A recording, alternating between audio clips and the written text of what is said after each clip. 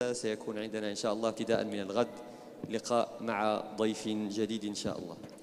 فالشيخ سعيد الكمالي لن أعرفه مرة أخرى، تعرفونه قبل أن يجلس على كرسي هذا الكرسي، وتعرفتم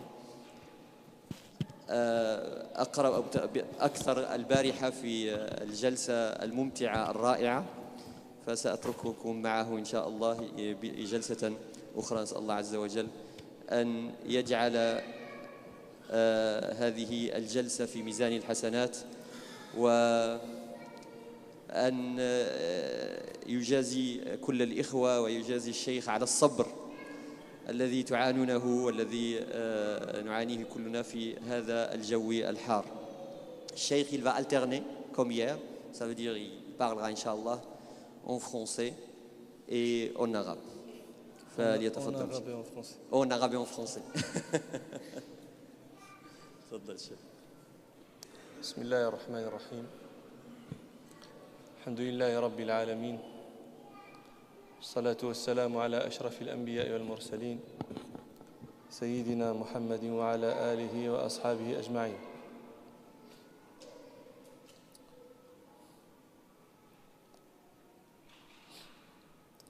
كتاب الله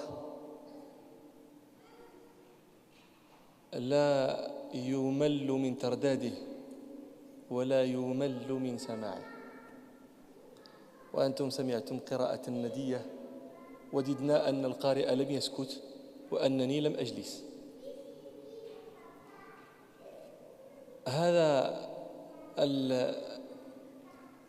هذه خاصية لكتاب الله، كل كلام مملول إلا كلام الله، هذاك الذي لا يمل وإن ردد وردد، كما قال الأول: ولا يخلق على كثرة الرد، لا يبلى، لا يصيبه القدم مع كثرة ما ردد على الأزمنة، فتجده دائما، تجد نفسك دائما مقبلة عليه، منتعشة معه، فاعلة بآياته. وأنت إذا قرأت ما قرأت من كلام البلغاء الفصحاء قد تهتز له أول مرة تسمعه، وبعد ذلك لا يفعل فيك مفعوله الذي فعله فيك أول مرة. هل نحتاج أن نتكلم بالفرنسية؟ Est-ce qu'il y en a qui ne comprennent pas l'arabe?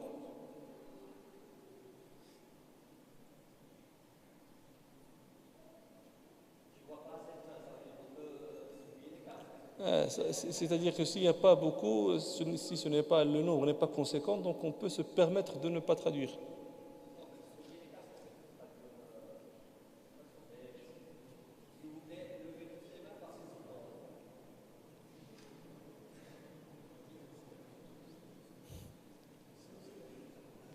لا تنتهي. الغريب هو أن أرى وجوها ينبغي أن لا تفهم العربية فلا ترفعوا الأيدي، أحسب أنها تفهمها، ووجوه يظهر عليها فهم العربية فلا تفهمها.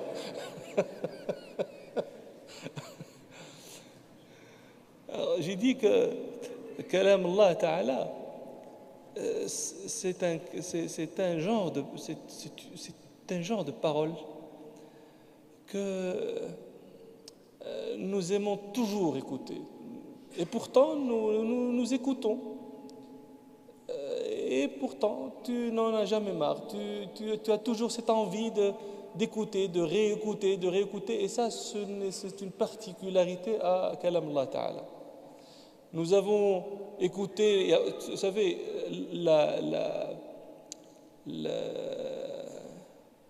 كيف تترجمون الكلام؟ Comment vous traduisez le kalam? La parole? لا ما بقيش تعودوا.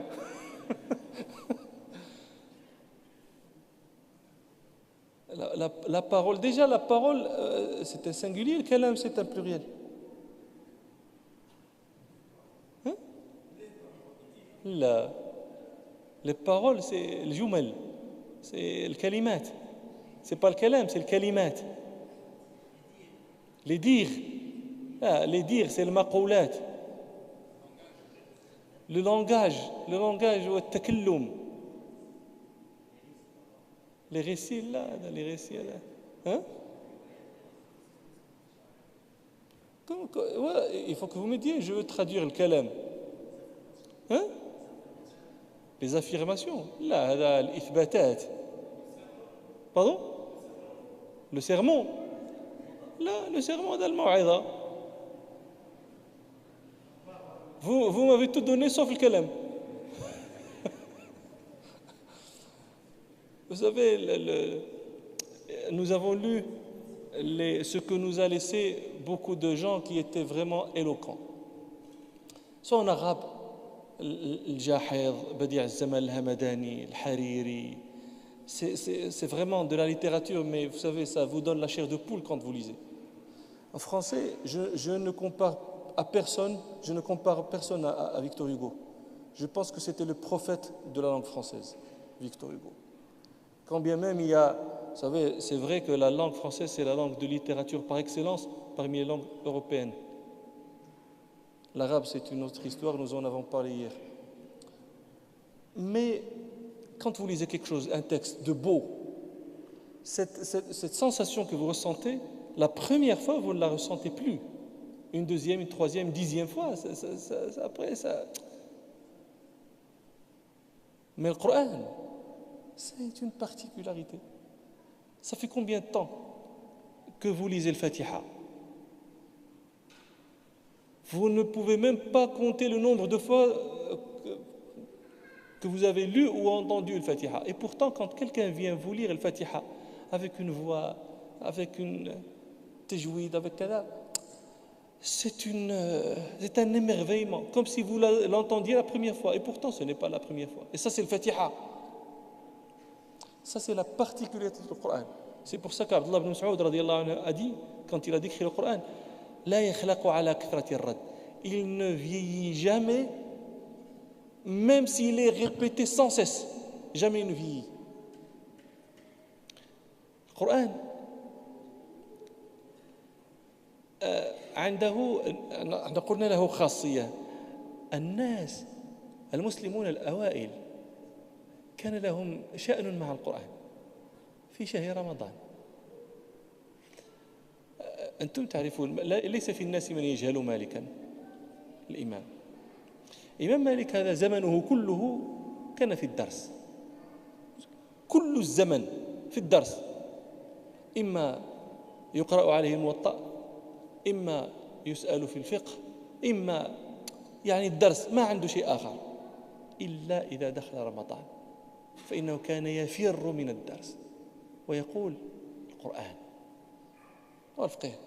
الناس تسافر إليك من النواحي، بغوا يسمعوا العلم، بغوا يسمعوا العلم على الأيام. في رمضان إنه قراءة القرآن. الزهري رحمه الله هذا من شيوخ مالك، هذا من فحول العلماء في مدينة رسول الله صلى الله عليه وسلم، فحل من الفحول الكبار. ايش نقول لكم، المحيط الأطلسي والمحيط الهندي ديال الحفظ شيء كبير جدا. فكان إذا دخل رمضان وضع الصحف، لا يحدث أحدا ولا يجلس في حلقة أحد ولا يجلس إليه أحدا، ويقول إنما هو قراءة القرآن وإطعام الطعام. هذا هو رمضان. ما تعمروا بحديث، ما تعمروا بفقه، ما تعمروا بدروس، ما تعمروا بمواعظ، عمروا باش بالقرآن. وهذا لم يكن شأن الزهري فقط وشأن مالك فقط، هذا كان شأنهم جميعا. لماذا إذا دخل رمضان اجتهدوا في القرآن هذا الاجتهاد؟ Alors j'ai dit que le Coran avait cette particularité.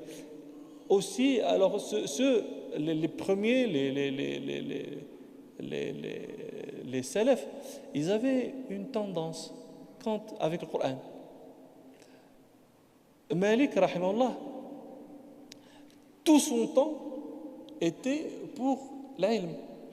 Tout son temps, 7 jours sur 7, pendant toute l'année, il n'y avait pas de mois de vacances, rien.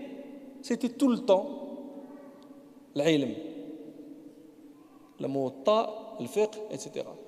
Sauf quand arrivait Ramadan. Imam Malik posait les livres. Qu'est-ce qu'il faisait? Coran. Uniquement le Coran. Ce n'est pas le cas de l'imam Malik. Seulement, c'est, par exemple, il y avait son Zuhri. Zuhri, c'est Cheikh l'imam Malik. C'est une éminence, c'est une sommité dans l'ilm, surtout dans l'ilm du hadith.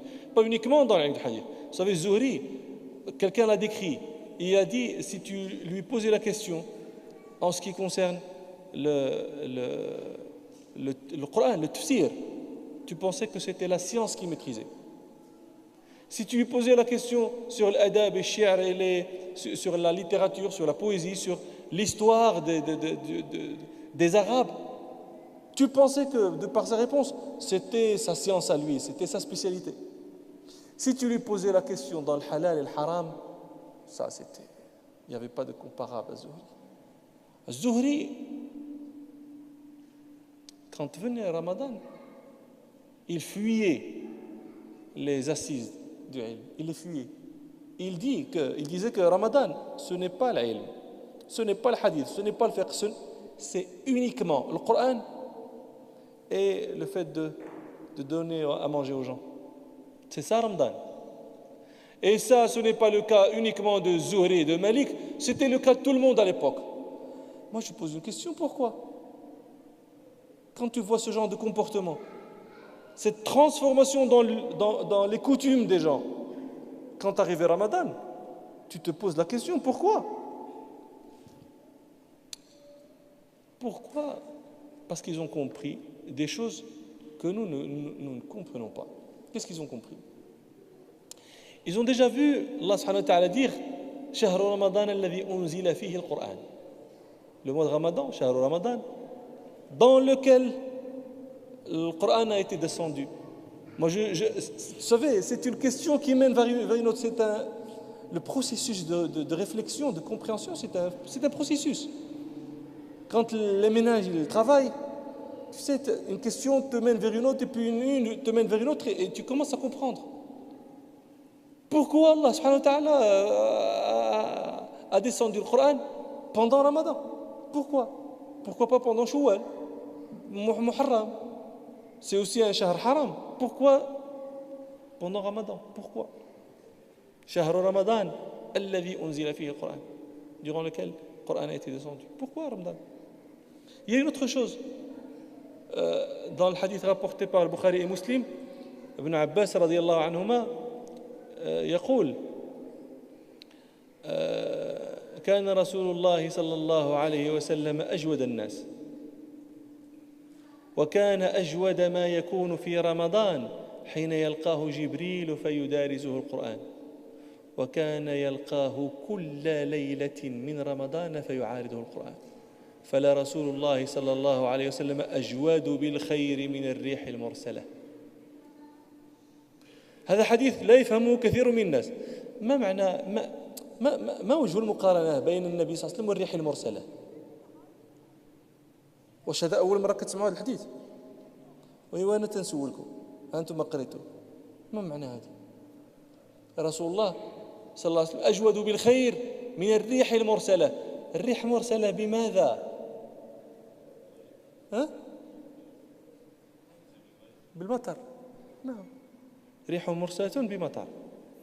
طيب هذه الريح المرسلة بالمطر عندما يجيء المطر بعدها، هل هذا المطر يفرق بين أرض وأرض؟ يقول مثلا المطر أنا هذه أرض لا تحتاجني، هذه أرض سقوية، هذه أرض بور مساكن، هذو حافرين البير قاضين الغرض بوحدهم، هذو مساكن ما عندهمش فلوس نصب هنايا. المطر يقول هكذا. المطر لا يفرق بين أرض تحتاج وأرض لا تحتاج، أو أرض غني أو أرض فقير. كذلك كان عطاء رسول الله صلى الله عليه وسلم، لا يفرق، يعم بعطائه ولا يخص. وهذا شأن الكرماء. الكريم ما يقولكش لا هذاك شحال تيشد 1000 أورو في الشهر، لا ما تعطيش. هذاك تيشد 200 أعطي غير هذاك. الكريم يعطي ولا يبالي، يعطي ولا يبالي. الله سبحانه وتعالى يعطي غير الفقراء، تعطي الأغنياء كذلك. الكريم هذا الكريم سبحانه. فلا رسول الله صلى الله عليه وسلم أجود بالخير من الريح المرسلة. متى كان النبي صلى الله عليه وسلم؟ شوفوا رسول الله صلى الله عليه وسلم كان أجود الناس. هذه متى؟ في رمضان فقط، على الدوام صلى الله على رسول الله. أجود الناس. جاءه مرة إنسان قال يا محمد أعطني. تدرون النبي صلى الله عليه وسلم أعطاه غنما بين جبلين. ها جبل، هذا جبل، هذا السفح بين الجبلين. كم عدد الأغنام التي تغطي هذا السفح بين الجبلين؟ شحال تتصور من راس خص يكون هذا القطيع؟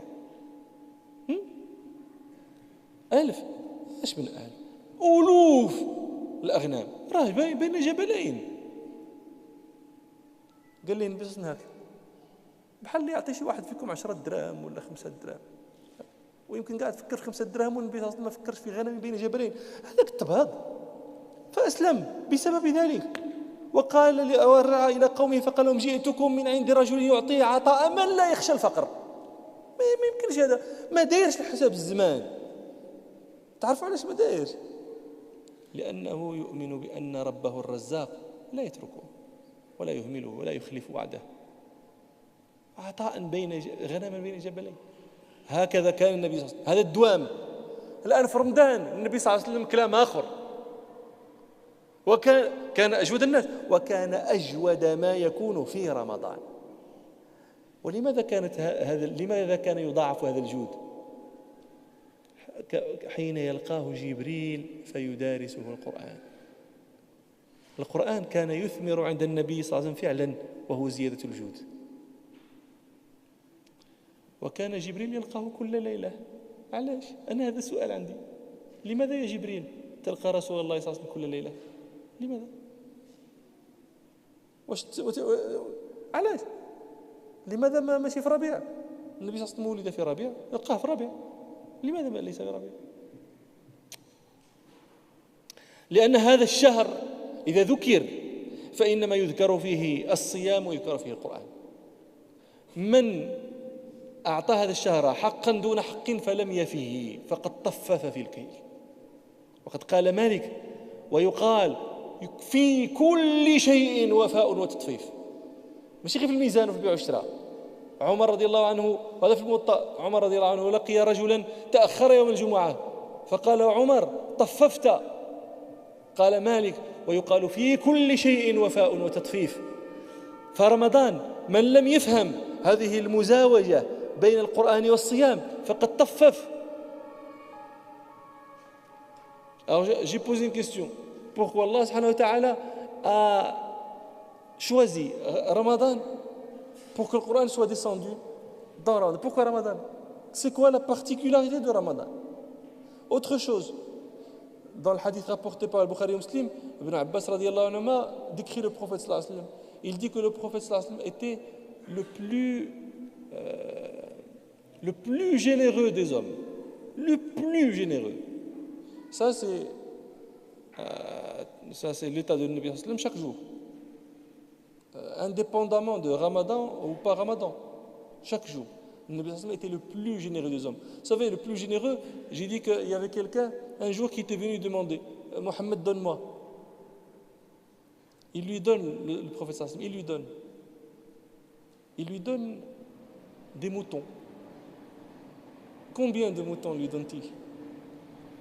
Il lui en donne tellement que ça a arrivé à remplir la plaine qu'il y a entre deux montagnes. Combien de têtes? Je pose la question, combien de têtes de moutons peut-il, le Nabi sallallahu alayhi wa sallam, avoir donné pour que ça remplisse une plaine entre deux montagnes? L'autre, il est entré en islam tout de suite. C'est pas normal ce genre de don, cette générosité, c'est pas normal. C'est pas humain, cette générosité. Et puis il est parti voir sa tribu, il leur a dit je suis revenu de chez quelqu'un qui donne des dons. Il n'a pas peur d'être appauvri, il n'a pas peur de tomber dans la pauvreté. C'est pas normal de donner comme ça. Ça, c'était le prophète sallallahu alayhi wa sallam. Et lui, l'histoire que raconte Abu Huraira radiyallahu anhu. Abu Huraira radiallahu anhu, c'est un hadith dans le Bukhari et Muslim. Il raconte que parfois il avait faim. Vous savez, les compagnons radiallahu anhum, c'était pas la gaieté, ce n'était pas l'aisance. Ce n'est qu'après qu'est venue cette aisance. Mais dans le début, ils n'avaient même pas de quoi remplir leur ventre. Vous savez, Abu Huraira radiallahu anhu, ce n'était ni un Médinois ni un Mekkite. Il n'avait ni terre à faire, ni à travailler, ni commerce, ni rien. Et c'était quelqu'un qui vivait dans la mosquée, dans un lieu qu'on appelait Sofa, le derrière de la mosquée. Sofa, c'est un lieu où venaient les gens qui n'avaient ni maison, ni travail, ni commerce, ni rien. Alors quand le prophète sallam, il recevait une aumône et il leur a donné, il l'a donné à ces gens-là de Sofa, parce que l'aumône pour lui, elle lui était interdite, le prophète sallam, ni à lui ni aux siens. Et quand il recevait une hadiya, un cadeau, il les appelait et il prenait aussi avec eux quelque chose. Mais ce n'est pas toujours le cadeau, ce n'est pas toujours le monde. Tout le monde est dans cet appauvrissement. Donc un jour, Abu Huraira, il a tellement faim. Vous savez, il arrivait à des crises de faim. Il tombait par terre.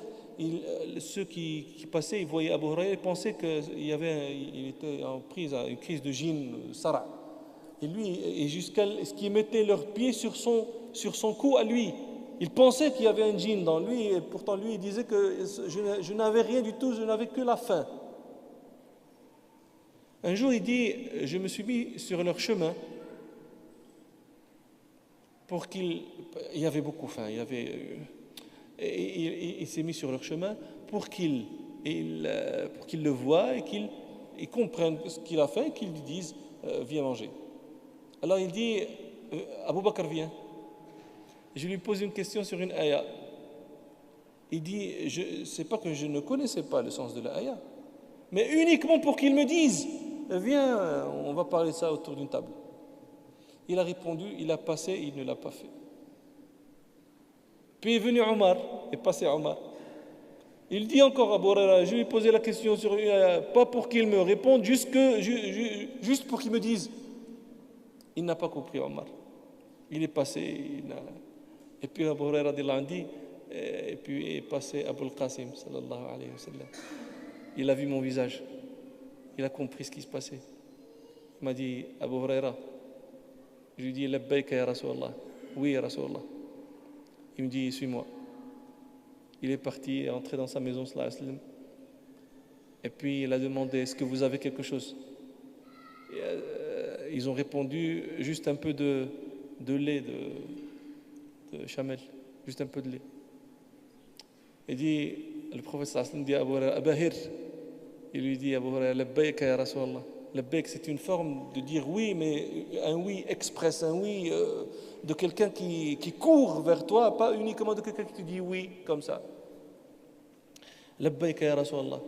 Il lui dit, appelle-moi les gens de Sofa. Abu Huraira, il est en colère. C'est un tourbillon qui se passe dans...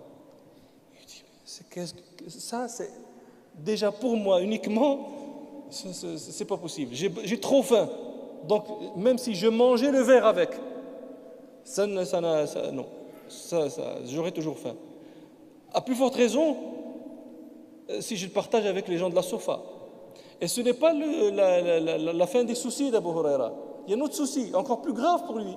Parce qu'il se dit, quand les gens de la Sofa viendront, le prophète sallam m'ordonnera de leur donner à boire. Donc je serai le dernier à boire. Qu'est-ce qui restera? Donc tout ça, il réfléchit, mais tout ça, il dit à la fin, cette réflexion tourbillonnante, il dit, mais il n'y avait pas d'autre alternative que d'obéir au prophète sallallahu alayhi wa sallam. Il dit ça, on fait et puis c'est tout. Même si je me dis, voilà, non mais le prophète sallallahu alayhi wa sallam a ordonné, il faut se soumettre.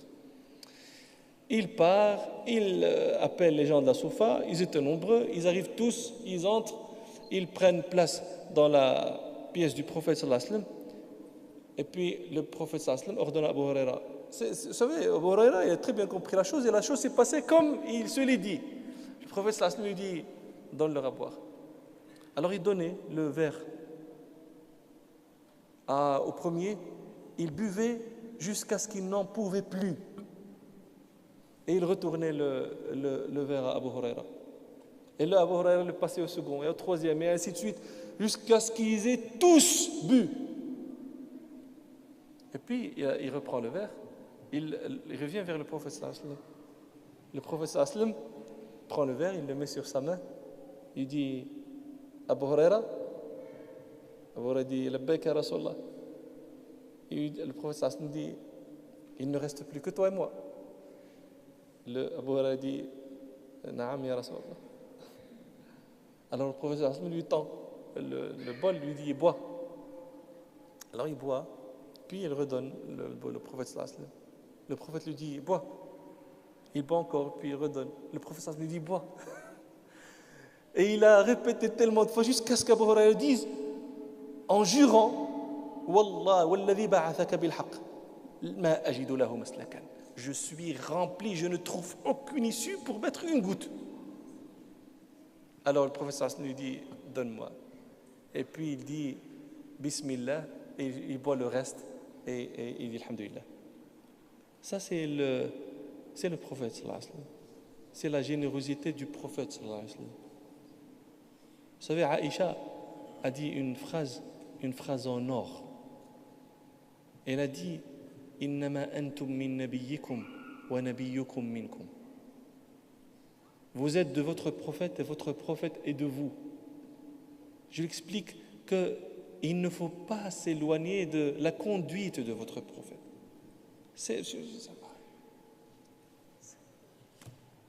Il en a aussi besoin qu'eux. Et pourtant, le dernier à boire.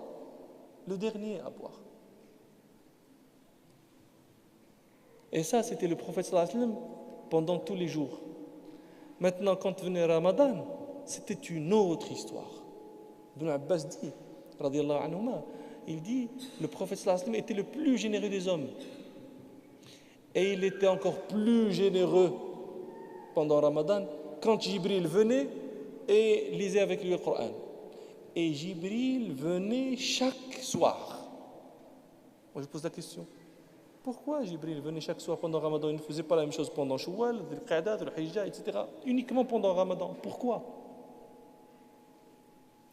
Vous savez, c'est la chose qu'ont compris Malik, Zuhri et les autres et que nous ne comprenons pas.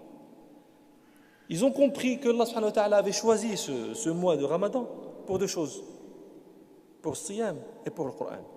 Pourquoi l'islam a-t-il fait en sorte qu'il y ait Tarawih pendant Ramadan? Pourquoi?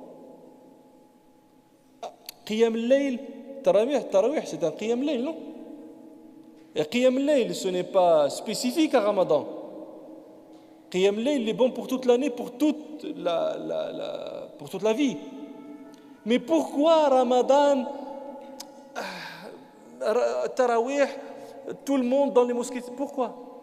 C'est pour écouter le Coran. C'est pour entendre. C'est pourquoi les ulama disent il est préférable que le Coran soit terminé pendant Tarawih, pour que tous les musulmans entendent le Coran en entier. Donc, ça nous donne déjà une chose à comprendre, que Ramadan sans Coran est un Ramadan qui boite. C'est un Ramadan boiteux. Ce n'est pas un Ramadan droit. Ramadan, c'est ces deux choses-là. C'est le Siyam et le Coran. ولهذا نفهم هذا الذي كان يفعله مالك والزهري وصفوان بن سليم والناس أجمعون.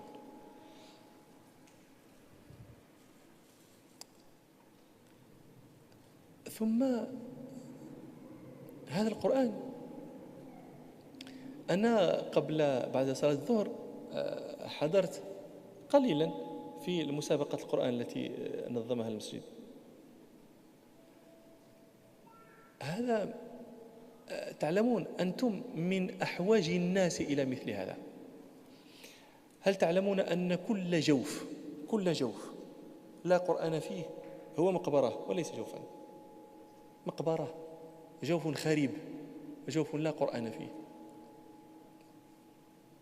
عجبت لمن يعيش 60 عاما كيف لا يحفظ 60 حزبا.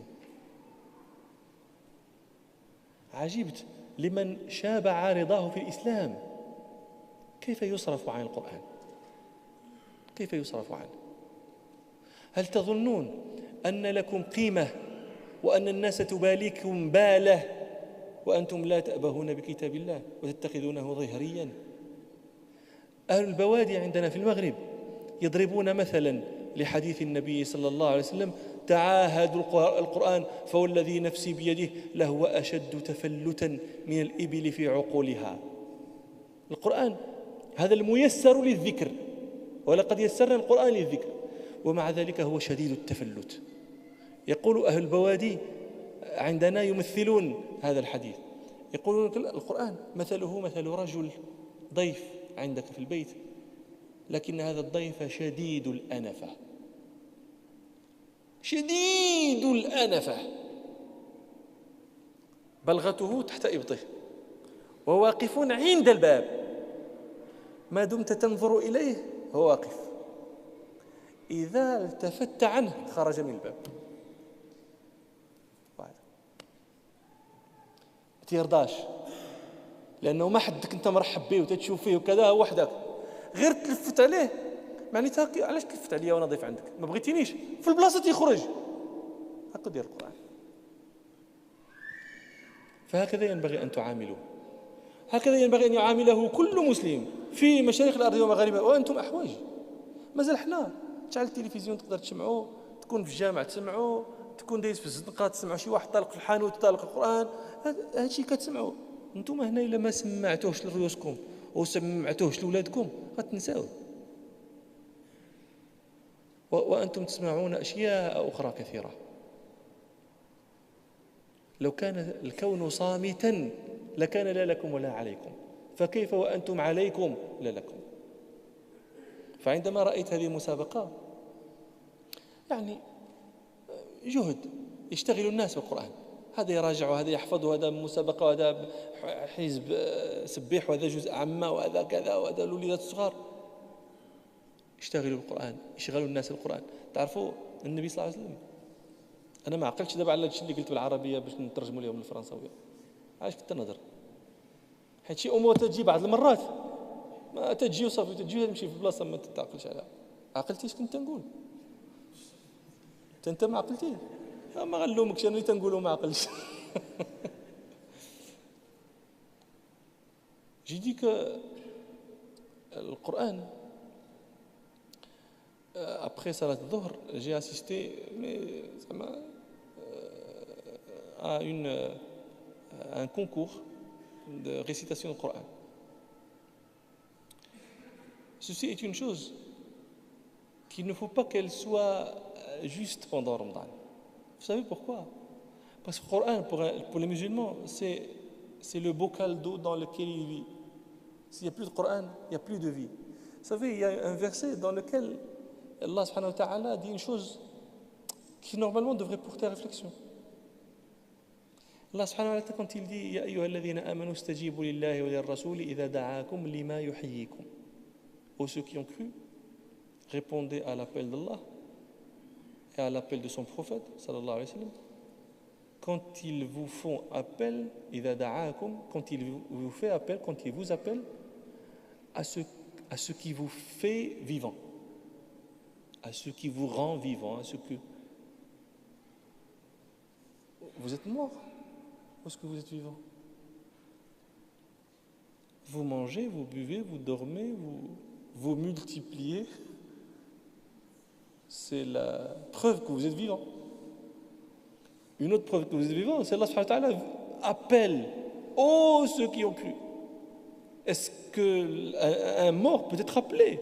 Ou on l'appelle, c'est spécifique aux vivants? Comment Allah Ta'ala peut-il appeler des vivants en leur disant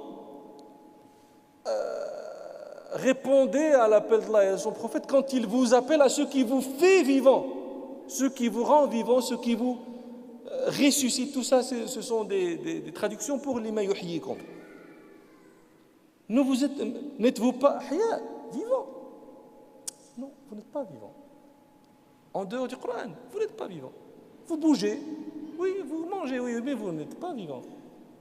La preuve, c'est qu'encore Allah subhanahu wa ta'ala, quand il décrit le Coran, qu'est-ce qu'il dit? وَكَذَلِكَ أَوْحَيْنَا إِلَيْكَ رُوحًا مِنْ أَمْرِنَا. سمى القرآن روح. معناه أن الذي لا يقبل على الروح حي أو ميت؟ ميت. تحتاج تحيا، استجيب للروح. استجيبوا لله وللرسول إذا دعاكم لما يحييكم. واش هو هذا الروح. استجيب تحيا، لا تستجيب أنت ميت.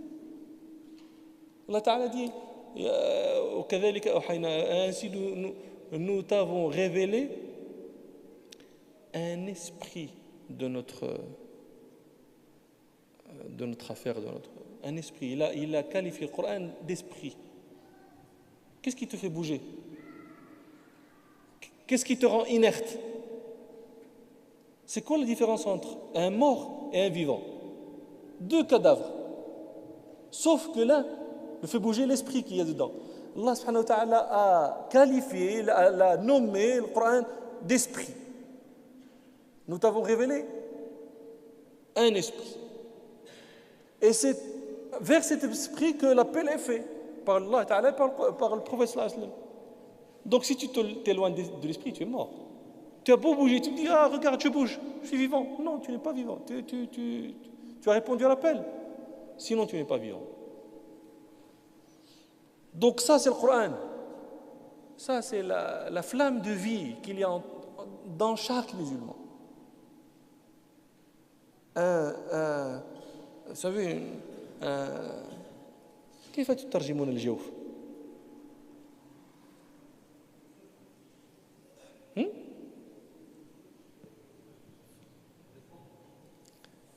Le fond. في الحقيقة nous sommes creux في الحقيقة. زعما c'est une bonne qualification. Nous sommes creux, sauf que quand tu tapes, ça ne sonne pas creux, mais c'est creux. Là, vous savez que l'intérieur de chacun, c'est un intérieur délabré, c'est un intérieur cadavérique s'il n'y a pas le Coran dedans, s'il n'y a pas cette flamme de Coran qui fait embellir, qui fait... Et faites, Allah yarda alaykoum wa jazakum Allah khair, faites que vos intérieurs ne soient pas des intérieurs obscurs, ni les intérieurs de vos enfants. Regardez cette petite. Cette beauté que vous voyez, c'est la garder, la rendre vivante le plus longtemps possible. C'est le Coran. C'est le Coran. Les gens, je ne comprends pas ce qui se passe quand tu parles aux gens. Aux gens, les jeunes, les grands, les vieux, les vieilles, les jeunes, au féminin, au masculin. Tout le monde veut étudier l'ilm. Mais presque tout le monde oublie que l'ilm commence par le Coran. Il y en a qui veulent apprendre l'aqida, il y en a qui veulent apprendre le hadith, il y en a qui veulent apprendre usul al-fiqh, il y en a qui veulent apprendre le Coran. Le Coran.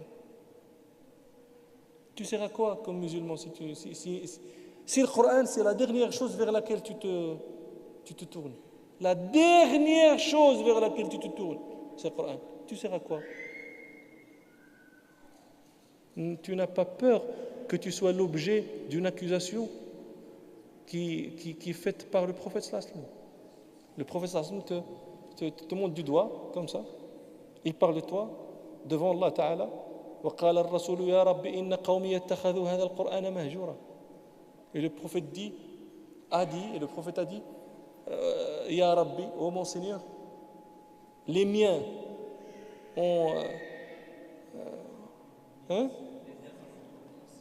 ont délaissé ce Coran. Tu n'as pas peur d'être l'objet de cette accusation, d'être parmi ceux que le prophète sallallahu alayhi wa sallam montrera du doigt. Les miens Les miens. Normalement, les miens, les tiens, ya Rasulallah, ce sont eux les porteurs de la flamme, eux les porteurs de la parole d'Allah Ta'ala, eux les porteurs du Coran. Là, ce sont eux qui l'ont laissé. Comment tu ferais Allah Ta'ala devant toi, le prophète sallallahu te montre du doigt. Que tu fais comment? Quelle excuse tu peux dire? Tu peux montrer Allah. Tu dis, j'avais pas le temps. Tu avais le temps pourquoi? Si tu n'avais pas le temps pour la parole d'Allah Ta'ala. فنسأل الله تعالى أن يوفقنا للخير والحمد لله رب العالمين.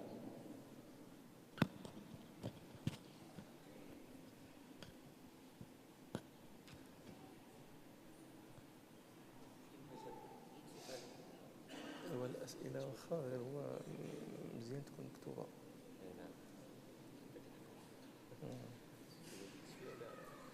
إلا كنتوا الوقت باش تفرقوا شوية الأسئلة واحد ربع ساعة ولا ثلث ساعة. On aurait une possibilité de rajouter encore un quart d'heure, une vingtaine de minutes avec Cheikh si vous auriez des questions à poser. Malheureusement, on a du retard, on va vous distribuer encore des papiers pour poser des questions écrites. Est-ce que vous manifestez une... Alors que celui qui a déjà écrit quelque chose, oui, je peux lui prendre. Sinon, on vous distribue les papiers tout de suite pour faire vite. Moi, j'ai une tendance à... J'ai une habitude, une phrase habituelle que je dis après chaque discours que je fais. Je dis que l'audience qui m'est la plus agréable, c'est l'audience qui ne me pose pas de questions.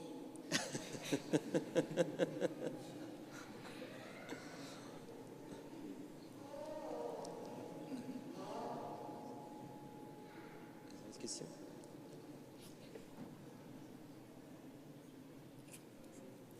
Ça.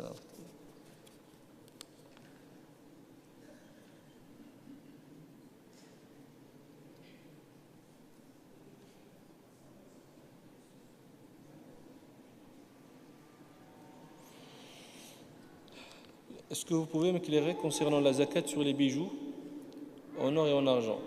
Est-il obligatoire de sortir la zakat sur les bijoux que les femmes portent quotidiennement et quel est le jugement concernant les bijoux qui ne sont jamais portés? Doit-on les considérer comme un placement d'argent? Avant de répondre, j'aimerais féliciter la personne qui a écrit cette question. C'est la première fois, la toute première fois que je reçois une question dans laquelle il n'y a pas de faute d'orthographe. Et ça, c'est un événement. En France, c'est un événement. Je ne sais pas, le langage, des SMS ou des textos, déjà l'orthographe, ce n'était pas la meilleure des choses. Et encore, avec les textos, ça a empiré. Là, aucune faute d'orthographe. Tabarakallah alik. Mais il a dit Bismillah donc je pense que c'est pour quelque chose, Bismillah en premier. Les bijoux, en or et en argent, il y a une très très grande divergence entre les ulama. Il y en a qui disent qu'il faut donner la zakat, et il y en a d'autres qui disent non, on n'a pas besoin de donner la zakat sur les bijoux que nous ne gardons pas pour quelque chose de lucratif. Si c'est juste pour la femme, pour ses parures, etc., donc ça n'a pas besoin de zakat. Ce que je dis moi, c'est donnez la zakat, faites-la. Pourquoi? Parce que même quand vous dites, moi, ces bijoux-là, ce n'est pas de l'épargne, ce n'est pas pour quelque chose de commercial, c'est juste ma femme, mes filles, etc. Combien de personnes ont dit la même chose, mais un jour, il y a un terrain à acheter, il y a une maison à bâtir, il y a quelque chose, et puis la femme vend ses bijoux pour aider son mari. Et donc, quand elle vend, il y a des bénéfices, etc. Donc, pour sortir de cette divergence qui est vraiment très très longue part et d'autre, je conseille que la zakat soit sortie indépendamment. Ils sont portés, ils ne sont pas portés, ils sont gardés pour épargner, pour sortir la zakat pour ça. Wallahu a'lam.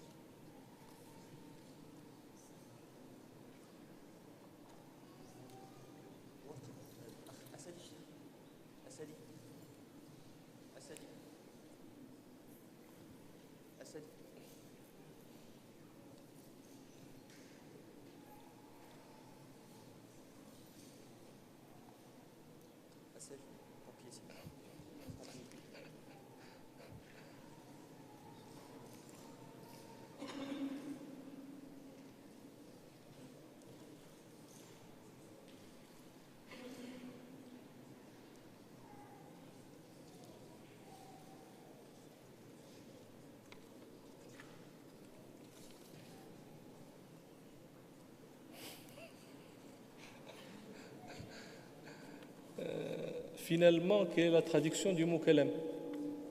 C'est une question. Je ne sais pas. À vous de me dire.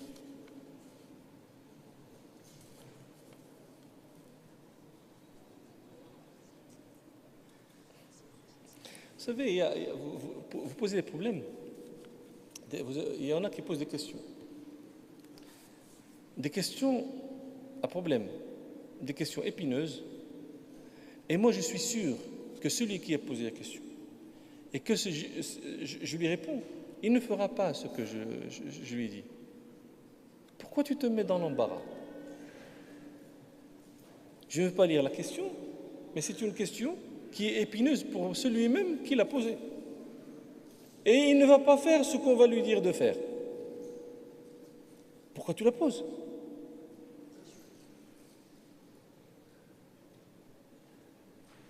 Vous êtes curieux de savoir c'est quoi la question?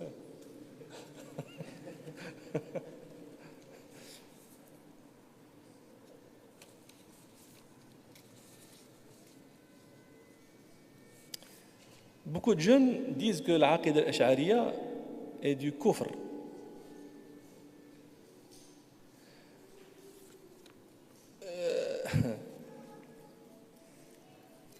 Beaucoup de gens disent n'importe quoi. Jeune ou pas jeune. Vous savez, dans chaque chose dans laquelle il y a eu un travail humain, un travail de compréhension humain, il y a du vrai, il y a du faux. Dans chaque chose, nous avons du vrai et du faux dans l'aqida. Nous avons du vrai et du faux dans le hadith. Nous avons du vrai et du faux dans le fiqh. Nous avons du vrai et du faux dans l'usul. Nous avons du vrai et du faux dans le nahw. Nous avons du vrai et du faux partout. Pourquoi? Parce qu'il y a toujours l'interprétation des textes. Et ne soyez pas, je dirais, élémentaires dans vos réflexions. Quelqu'un me dirait, non, il n'y a pas du vrai et du faux dans l'aqida, puisque il n'y a pas du vrai et du faux quand nous comprenons comme Salaf a compris. Oui, je suis tout à fait d'accord, mais si le Salaf a compris la chose de la même manière, il y a parmi les Salaf des choses dans lesquelles il y a divergence, et pas uniquement dans le fiqh, aussi dans l'aqida. Mais c'est quoi l'aqida? Avant de dire déjà, il n'y a aucun savant dans le monde, un savant qui a dit que l'aqida al-ash'ariyya kufr, comme ça, kufr. Moi, je n'ai pas entendu de jeunes, d'ailleurs, qui disent que l'aqida al-ash'ariyya est un kufr. Est-ce que tout ce qu'il y a dans l'aqida al-ash'ariyya est juste, est vrai? Non. Pourquoi? Parce que c'est une réflexion. Il y a des textes et il y a l'interprétation des textes. Mais est-ce que toute l'aqida al-ash'ariyya est fausse? Non. Et personne ne le dit. D'abord, vous savez ce qui se passe? C'est qu'on devient royaliste plus que le roi. Charlie Chaplin, vous connaissez Charlie Chaplin? Il y a eu un concours pour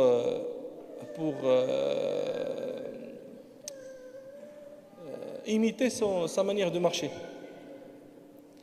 Et Charlie Chaplin, il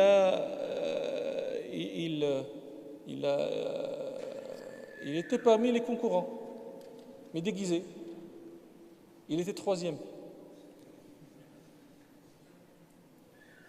Tu trouves des savants qui disent qu'il y a ça dans l'aqida ash'ariyya qui n'est pas vrai, qui est faux, mais tu trouves quelqu'un qui n'est pas savant entendre ce savant dire ça, il te dit, lui, il est encore plus généreux, il va encore en avant, il te dit, non, c'est ash'ari, tout est faux dans l'ash'ariyya. C'est pas possible. C'est pas possible. Il n'y a personne qui dit ça. Et encore, il y a personne qui dit que tout dans l'ash'ariyya, ça peut-être que vous trouverez qu'ils le disent. Et ce n'est pas vrai. Tout dans l'ash'ariyya est juste. Non. Mais ce n'est pas uniquement le cas de l'ash'ariyya. C'est le cas de vous savez,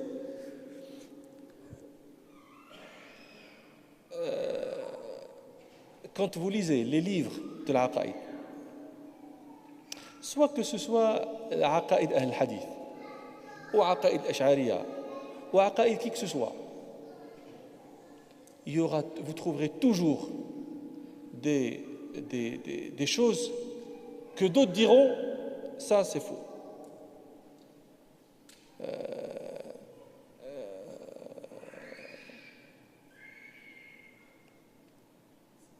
Mais maintenant, moi, je vais poser une question. C'est quoi l'aqida al-ash'ariyya? Qu'est-ce que l'aqida? Soit pour ceux qui la défendent, c'est une question que je pose à tout le monde, pour ceux qui la défendent, pour ceux qui la dénigrent. C'est quoi l'aqida al-ash'ariyya? C'est quoi? Qu'est-ce que dit l'aqida? Qu'est-ce qu'il dit cette aqida al-ash'ariyya? Vous savez, le malheur, c'est quoi? C'est que beaucoup de gens qui parlent, soit pour la défendre, soit pour la dénigrer, ils ne savent même pas ce que c'est que l'aqida al-ash'ariyya. Ce sont des titres.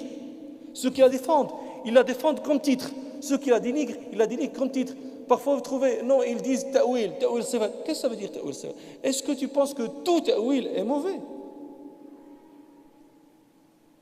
J'aimerais bien qu'on me dise, oui, tout ta'wil est mauvais. Ou alors me dites-moi, aucun ta'wil n'est... Et ni l'un ni l'autre n'est dans le vrai. Ni l'un ni l'autre. Alors c'est quoi l'aqida ash'ariyya? Tu veux savoir quelque chose? Tu veux comprendre quelque chose. Par exemple, tu veux comprendre c'est quoi le madhab maliki. Tu le vois dans les livres des malikites. Tu ne vois pas le madhab maliki dans les livres des shafi'ites, des hanbalites, des hanafites. Non. Vous savez, ceci nous le disons à des gens, maintenant, ceux qui préparent des thèses de doctorat, etc.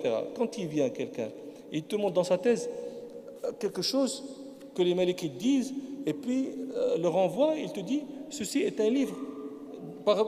D'où il a tiré ce qu'il prétend, il le tire d'un livre de quelqu'un de très grand, je ne dis pas d'un grand savant, mais qui n'est pas malikite. On n'accepte pas. Pourquoi on n'accepte pas? Parce que ce savant est un menteur? Non. Mais parce que c'est une aberration que de vouloir comprendre ce qui se passe chez des gens. Et pourtant, ces gens-là, sont existants, leurs livres sont là, et toi, tu vas vers les autres pour leur demander ce qu'ils font eux. Et nous avons trouvé, des gens disent que les malikites disent ça, et nous ne le disons pas. Comme parfois, nous trouvons, les hanafites disent que les malikites disent ça sur nous, nous ne l'avons pas. Et pourtant, ce n'est pas n'importe qui dit, ce sont toujours des grands savants qui disent. Ça, c'est une erreur. Tu veux savoir ce que ces gens-là pensent? Tu vois chez eux. Est-ce que leurs livres sont là? Lis leurs livres. Tu as peur de lire leurs livres? Tu ne dis pas ils disent ça. Tu ne veux pas lire leurs livres, tu ne lis pas leurs livres. Mais tu dis au moins, j'ai entendu le savant tel dire ça. Mais tu ne dis pas, eux, ils ont ça. Et ça, ce que je suis en train de vous dire là maintenant, je le dis partout. Devant n'importe quelle audience. Vous voulez comprendre? J'étais en Arabie Saoudite il n'y a pas longtemps. On m'a posé la question sur Tasawwuf. Vous savez, c'est les gens... c'est pas la question que j'ai dit des questions épineuses. Là, ça, c'est pas épineux, ça, c'est quelque chose de. La question épineuse, c'est une autre question. On m'a posé la question sur Tasawwuf en Arabie Saoudite. Il y avait des Dakatira, il y avait des Qudat, il y avait du monde. Tasawwuf. Je lui dis, et j'ai commencé à dire des versets. À celui qui m'a posé la question, je lui dis, écoute, et j'ai commencé à dire des choses. وأنت يا أخيتي استقيمي في البيت قري وبه أقيمي وعن سوى المحرم والحليل فاحتجبي خوفا من الجليل ولا تظني الطيران والنزول وخلع جلباب الحياة هو الوصول إن الحقيقة بلا شريعة زندقة بشيعة شنيعة خير الأمور سنة تتبع وشرهن المحدث المبتدع هذا والاستقامة احتاجت إلى علم فلا تصح ممن جهل إلى آخره. Et je dis, qu'est-ce que tu penses de ce que je dis là maintenant? Il me dit, c'est bien. Je dis, ça, c'est un nadhm dans le tasawwuf. C'est un nadhm dans le tasawwuf. Il me dit, c'est pas possible. Et je lui dis, ça court les rues, c'est quelque chose de. Je ne suis pas en train d'inventer, tu peux même acheter le nadhm. Donc, quand tu me dis tasawwuf, je te dis, qu'est-ce que tu veux dire par tasawwuf? Tu veux dire la science qui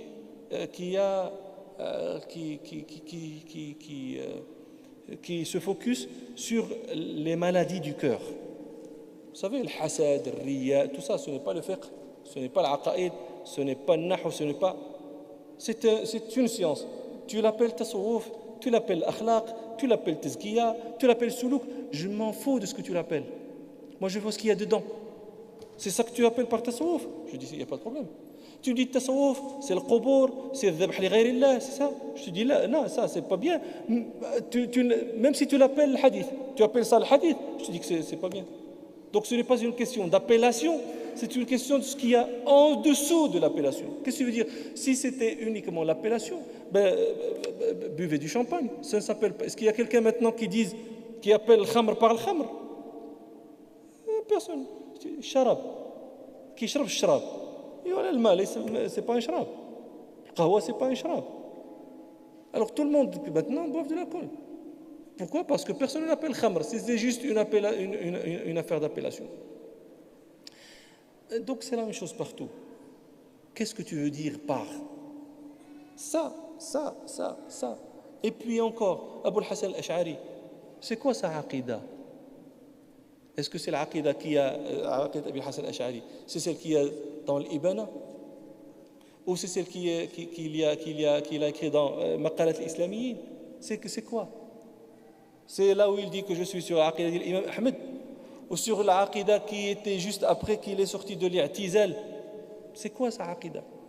Vous savez, ne prenez pas les choses à la légère. Ce sont des choses qui ne doivent pas être prises à la légère. تبارك الله. لا ما غادي تصلني هذه العدد من الأسئلة في جلسة من الجلسات وكثير منها فقهي الحقيقة. ولكن السبعة و25 هذه غادي نزيدوا شي حاجة قليلة. لأنه أنا قلت لكم ما خصكمش تسولوني. كون راه مشينا وانتم دابا جالسين في الصهد وأنا فازق من الداخل.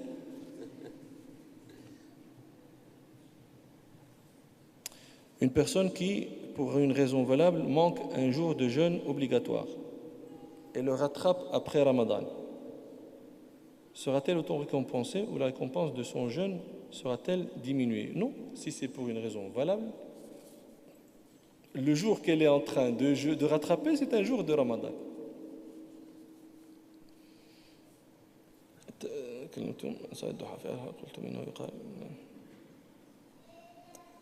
تكلمتم كثيرا قال في حلقة تلفزيونية تكلمتم كثيرا عن صلاة الضحى وفي آخر حلقة قلتم إنه يقال كذلك إنها بدعة. أريد شرح هذا. نعم، الأقوال في صلاة الضحى كثيرة ومن هذه الأقوال أنها بدعة. هذا قول من الأقوال. وهؤلاء الذين يقولون صلاة الضحى بدعة اعتمدوا على ما قالت عائشة رضي الله عنها أنها لم ترى رسول الله صلى الله عليه وسلم أبدا يصلي صلاة الضحى فقالوا هي بدعة. وهذا خلاف.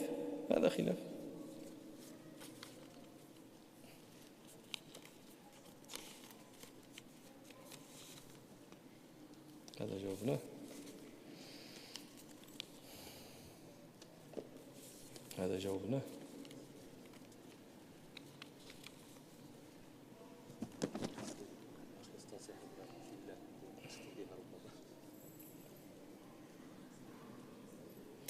قال: أنا أب ل8 أطفال، أطلب منك يا شيخ أن تدعو لنا بأن يصلح الله هؤلاء الأبناء. آمين سيدي، آمين. أسأل الله تعالى أن يصلح أبنائك ويصلح أبناء المسلمين، لكن يجب أن تعمل أيضا لصلاح أبنائك. القضية يا عباد الله ليست قضية دعاء فقط. يعني الإنسان جالس: دعي لي مع أولادي، دعي لي، وفين ما يجي شي واحد: دعي لي الفقيه مع أولادي، دعي لي مع أولادي. وأنت أخويا اش تدير؟ أنا تندعي لك مع أولادك، وأنت اش تدير لهاد ولادك باش يكونوا مزيانين؟ أنا راه بغيت ولادي يحفظوا لي القرآن سيدي، دعي لي مع ولادي يحفظوا لي القرآن. واش تدير أنت باش يحفظوا لك هاد ولادك القرآن؟ يعني عملك أنت محصور في أنني ندعي معاهم، هذا هو عملك باش يحفظوا لك القرآن؟ قال لي: زعم الفرزدق أن سيقتل مربعا، أبشر بطول سلامة يا مربع. دابا يحفظوا لك الولاد القرآن، إلا ما تدير والو أنت باش يحفظوا لك الولاد القرآن، ونجي عندك: دعي معايا نحفظ القرآن، دعي معايا نحفظ القرآن، دعي معايا نحفظ القرآن. صافي، إيوا راه بغيتي تحفظ القرآن خصك تجي تحفظه، وندعي معاك الله يسهل عليك تحفظ القرآن. تدرون المالكية عندنا واحد التشدد عظيم حنا في مسألة القرآن. سحنون رحمه الله هذا من كبار علماء المالكية من الأولين، أخبر بأن رجلا له 7 من الأولاد ولم يدخل أحدا منهم الكتاب، ما دخل حتى واحد الجامع يحفظ القرآن، فأفتى بأن يحبس، بأن يدخل السجن، خصو يمشي للحبس. كيفاش انت عندك 7 ديال الدراري؟ شحال دابا واحد فيكم خصو يمشي للحبس؟ كلكم. ايوا خصكم خص القضيه تتخذ بعين بالجد. لما تتقول لي quand tu me dis moi j'amène mon petit le mercredi après-midi, le samedi matin et comme ça je veux qu'il apprenne le Coran. Estime-toi heureux s'il apprend le Fatiha avec 2 après-midi par semaine, et tu penses qu'il apprendra le Coran? Tu as ouvert le Coran, tu as vu le Coran, tu l'as vu, tu as vu 2 après-midi. Il te faut 950 سنة 1000 سنة إلا 50 عام pour qu'il apprenne le Coran. Là où tu es sérieux quand tu me dis Kada avec le mercredi après-midi, tu es sérieux? Tu n'es pas sérieux. Tu veux que je te dise ce que tu dois faire pour qu'il apprenne le Coran? Tu dois l'emmener chaque jour. Tu me dis non, mais il a l'école. Je te dis après l'école. C'est beaucoup pour lui. Et ouais, toi, tu veux beaucoup aussi. Le Coran, c'est beaucoup. Les Français disent à la guerre comme à la guerrière. Au gros mot, il faut les grands moyens. Sauf que le Coran n'est pas un mal. Donc il faut les grands moyens. Pour les grandes choses, il faut les grands moyens.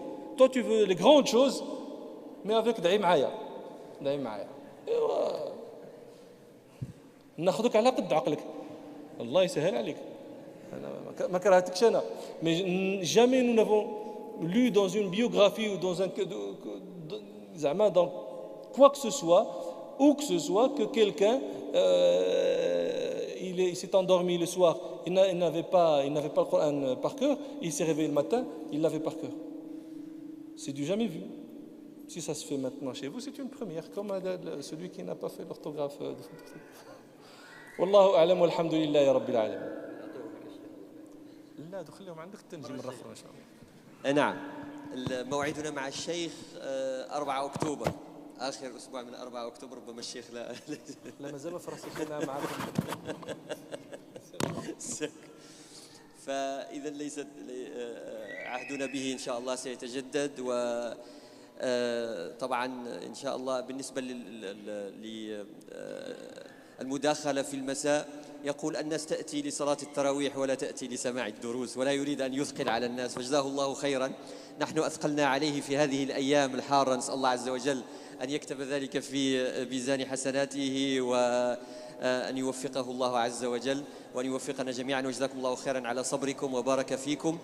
وكما قلت غدا يستمر البرنامج مع الدكتور عبد القادر بيطار أستاذ العقيدة والفكر الإسلامي بجامعة محمد الأول بوجدة. Demain, le programme continue avec le professeur Abdelkader Bitar, qui est professeur